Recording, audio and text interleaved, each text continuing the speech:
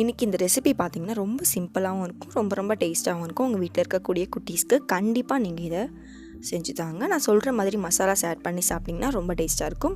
அதுக்கு முன்னாடி பார்த்திங்கன்னா நம்ம வீடியோவை பார்த்துட்டே இருப்பீங்க. வீடியோ கீழே பார்த்திங்கன்னா ஒரு ரெட் கலரில் சப்ஸ்கிரைப் பட்டன் இருக்கும், அதை ப்ரெஸ் பண்ணிக்கோங்க.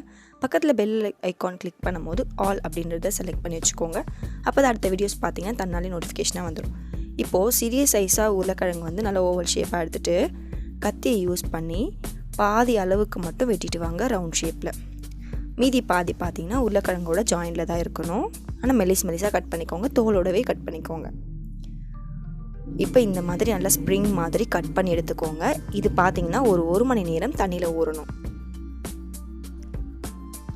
இப்போ பாருங்கள், 1 மணி நேரம் கழித்து தண்ணியை நல்லா பிழிஞ்சிட்டு எண்ணெயை வந்து மீடியமான ஃப்ளேமில் வச்சு ஹீட் பண்ணிவிட்டு நீங்கள் வந்து போட்டு பொரிச்சு எடுக்க போகிறீங்க. ஒரு வேளை உருளைக்கிழங்கு நீங்கள் கட் பண்ணும் போதே வந்து உருளைக்கிழங்கு 2ஆக கட் ஆகிடுச்சு 3ஆக கட் ஆகிடுச்சுனாக்கா நீங்கள் டூத் பிக் வந்து கடைசியில் வந்து குத்திக்கோங்க. அப்போ வந்து பிரியாமல் உங்களுக்கு அழகாக ஸ்ப்ரிங் மாதிரி கிடைக்கும்.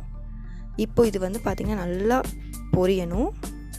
கிட்டத்தட்ட ஒரு 15 நிமிஷம் எண்ணெயில் பொரிங்க. கலர் பார்த்திங்கன்னா நல்லா உங்களுக்கு மாறும்.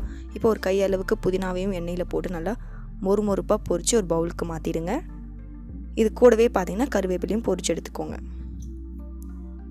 இப்போ உருளைக்கிழங்கும் நம்ம பொரிச்சு எடுத்தாச்சு. ஃபஸ்ட்டு வந்து சாட் மசாலா வந்து மேலே வந்து ஸ்ப்ரிங்கிள் பண்ண போகிறோம். அடுத்து வந்து காரத்துக்கு பார்த்திங்கன்னா ரெட் சில்லி கொஞ்சமாக வந்து போட்டுக்கோங்க. அதிகமாக போட்டுட்டா காரம் வந்து ஜாஸ்தி ஆகிடும். உப்பு ஒரு வேளை நீங்கள் சேர்க்கணும்னு நினச்சா பிளாக் சால்ட் சேர்த்துக்கோங்க, இன்னும் நல்லா டேஸ்ட்டாக இருக்கும்.